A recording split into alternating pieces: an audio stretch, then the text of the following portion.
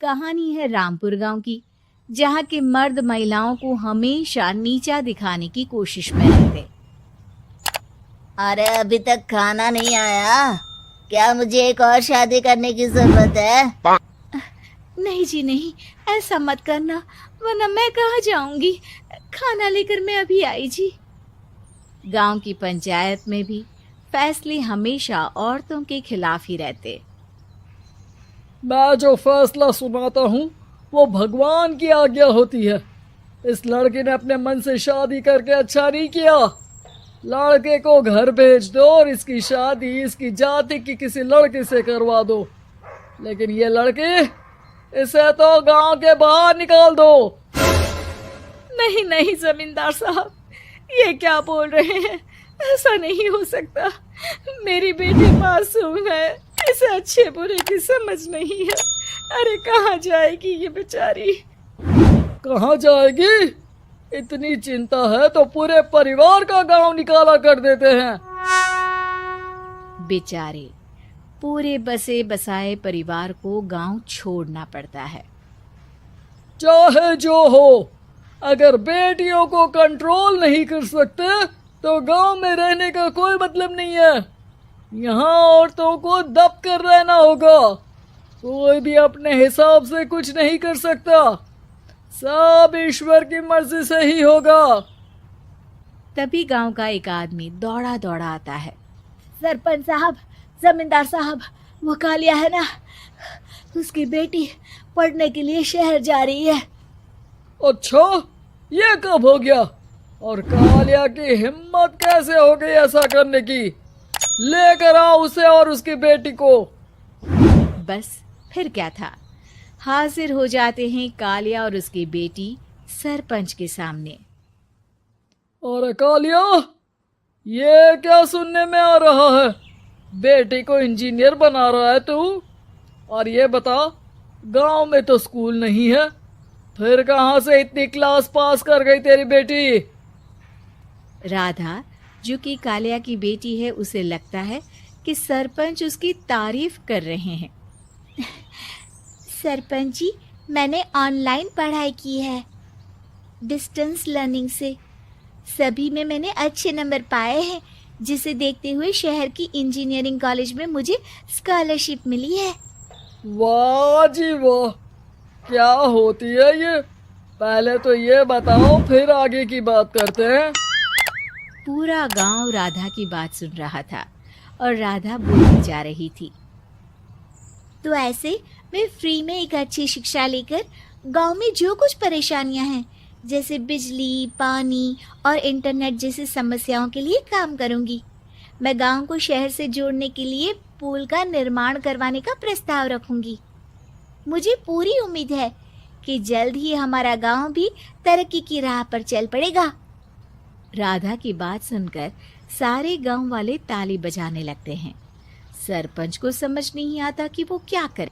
चुप रह नादान लड़की, गांव के खिलाफ जाने के लिए तुझे गांव से बेदखल कर दिया जाएगा, वो भी पूरे परिवार के साथ। और हाँ, अगर ठीक से गांव में रहना चाहती है तो ये पढ़ाई लिखाई छोड़ दे। हम तेरे लिए गांव का कोई होनहार लड़का देखेंगे। तभी गांव का एक आदमी बोल पड़ता है। अरे नहीं नहीं सरपंच जी, राधा बिटिया जो बता रही है, अगर वैसा हो जाए तो हम लोगों को पैसा कमाने के लिए बाहर नहीं जाना पड़ेगा। हाँ जी, और ना ही कोसों दूर पानी के लिए भटकना पड़ेगा।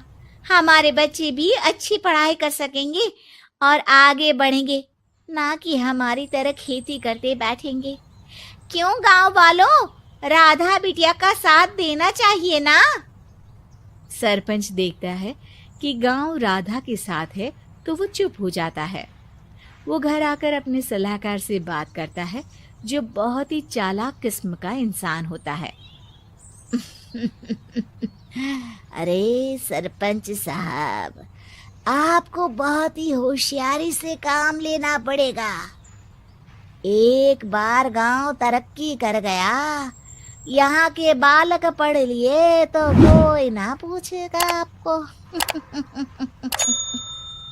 और फिर ये जो बेटा और बेटी है ना आपके, इनको भी आम लोगों की तरह ही जीवन जीना होगा। हाँ, लेकिन करे तो क्या करे? वो ना आप मुझ पर छोड़ दीजिए, बस मैं जैसा बोलूं करते जाइए। अगले रोज सुबह जब गांव वाले सोकर उठते हैं तो राधा के घर के बाहर और साथ ही वो लोग जिन्होंने राधा का सपोर्ट किया था उनके घर के आगे लाल रंग से कल आऊंगी लिखा होता है। कल आऊंगी, ये क्या होता है? अरे यह तो खून से लिखा है, लगता है कोई भूत प्रेत या चुड़ैल का साया है। चलो सरपंच जी के पास चलते हैं। सभी सरपंच के पास जाकर उसे सारी बात बताते हैं। और ये तो बड़ी मुश्किल की बात है। चलो, मैं एक बाबा को जानता हूँ, उन्हें बुला लेता हूँ। सरपंच बाबा को लेकर गांव के घर के बाहर जाता है। ओहो, तो ये वो चुड़ैल है जो उन लोगों को निशाना बनाते हैं जो गांव को बदलने का सपना देखते हैं। वो गांव को ऐसे ही संपन्न देखना चाहती है। वो नहीं चाहती कि कोई बाहरी यहाँ का कायाकल्प करे। क्या तुम लोगों में से किसी ने गांव को बदलने की सोच रखी है? तभी राधा की माँ रोते रोते आती है। मेरी राधा घर से गायब हो गई है। अरे कोई तो बचाओ, मेरी बच्ची कहाँ गई?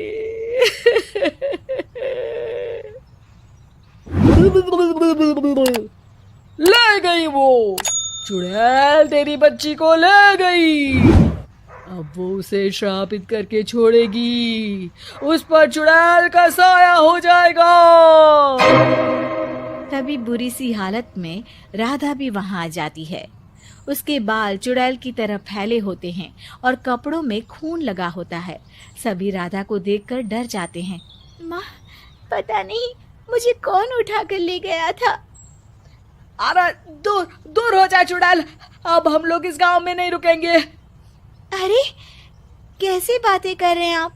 कल तो आप मेरे भरोसे गांव का हुलिया बदलने, अपने बच्चों को पढ़ाने और तरक्की उन्नति की बात कर रहे थे, तो आज क्या हो गया आपको?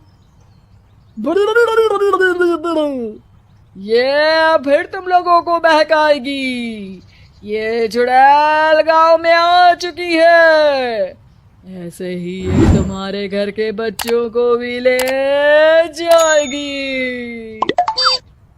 गांव वाले राधा को गांव से बाहर निकाल देते हैं। उसके माँ बाप रोते रहते हैं लेकिन गांव वाले नहीं मानते। मैं भी अपनी बहन के साथ गांव के बाहर रहूंगा, लेकिन वो पढ़ाई नहीं छोड़ेगी। वहीं सरपंच के घर पर सलाहकार कहता है। देखा, सांप भी मर गया और लाठी भी नहीं टूटी। लेकिन अगले ही दिन सरपंच के घर के बाहर भी वही शब्द लिखे होते हैं और फिर सरपंच की बीवी कहती है, हमारी बेटी को किसी ने अगवा कर लिया है। तभी राधा का भाई वहां आ जाता है। अरे गांव वालों, मैंने सरपंच जी की बेटी को देखा था। वो चुड़ैल उसे उठाकर ले जा रही थी। अरे क्या मजाक कर रहे हो? नहीं नहीं सरपंच जी, आप नहीं जानते। वो चुड़ैल अब आपकी बेटी में आ जाएगी, जैसे राधा के अंदर आ गई थी। तभी सरपंच की बेटी वैसी ही हालत में वहां आती है जैसे राधा आई थी। पापा, पता नहीं कैसे मैं गायब हो गई थी। चुड़ैल, इसके अंदर भी चुड़ैल का साया है, मारो इसे। अरे नहीं नहीं, इसे भी राधा के पास गांव के बाहर ही भेज दो। अरे चुप रहो, मेरी बेटी कहीं नहीं जाएगी और चुड़ैल वुड़ैल कुछ नहीं होता है। अरे कैसे बात कर रहे हो सरपंच जी? आप तो बोल रहे थे कि आपका फैसला भगवान का ज्ञान होता है, तो अपने पर बात आई तो अब आप ऐसे बोल रहे हैं। अरे ना ना ना, आपको अपनी बेटी को त्यागना ही होगा। अरे बुलाओ बाबा को। राधा का भाई बाबा को ले आता है, जिसे अब गांव वालों के डर के कारण सच बोलना पड़ता है। मैं कोई बाबा नहीं हूँ, मैं तो मोची था। ये सलाहकार महोदय ने मुझे कहा था एक्टिंग करने को। अब वो मुझे पैसे देने वाले हैं। अब मुझे माफ कर दो।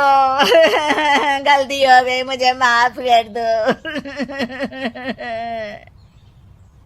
तभी वहां राधा आ जाती है। देखा सरपंच जी, जब गांव के बच्चे साक्षर होंगे तो आप जैसे लोगों की चालाकी नहीं चलेगी।